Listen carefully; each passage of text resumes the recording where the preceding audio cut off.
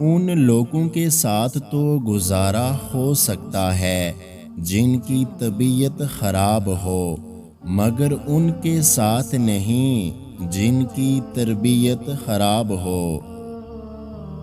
رشتے اور شیشے دونوں ہی انسانی غفلت سے ٹوٹتے ہیں۔ ہمیں یہ یاد رکھنا چاہیے کہ شیشے کا متبادل مل جاتا ہے، مگر رشتے کے متبادل رشتے نہیں ملتے۔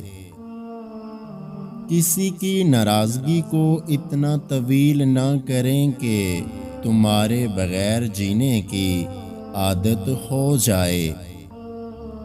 رشتے خراب ہونے کی ایک وجہ یہ بھی ہے کہ لوگ جھکنا پسند نہیں کرتے۔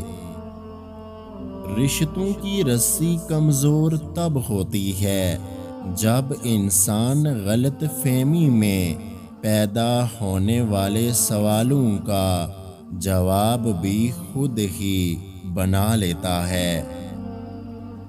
رشتے نبھانے کا ظرف نہ ہو تو رشتے بنانے سے بھی گریز کیجیے۔